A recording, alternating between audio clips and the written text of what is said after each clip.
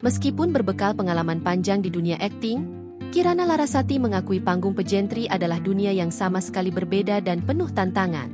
Ia bahkan secara terbuka mengakui kelemahannya dan berlatih keras, hingga mengambil kelas dari luar negeri demi tampil maksimal di Miss Universe Indonesia 2025. Kirana mengungkap bahwa salah satu tantangan terbesarnya adalah catwalk atau teknik berjalan di atas panggung. Saya pikir di awal memang saya mempunyai walking yang sudah lumayan, tetapi ternyata untuk pejentri saya akui kelemahan saya adalah di walking, kata Kirana saat ditemui di Jakarta Pusat, Rabu, 20 Agustus 2025. Menyadari kekurangannya tersebut, Kirana tidak main-main dalam mempersiapkan diri.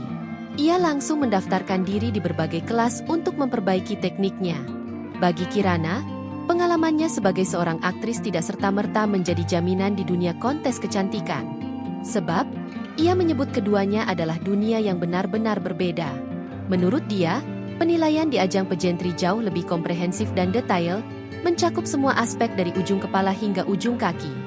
Dengan persiapan yang panjang, Kirana bertekad untuk memberikan penampilan terbaiknya. Sementara itu, Kirana Larasati berhasil lolos ke tahap top 16 Miss Universe Indonesia 2025 bersama 15 finalis lainnya. Download Tribun X sekarang, menghadirkan lokal menjadi Indonesia.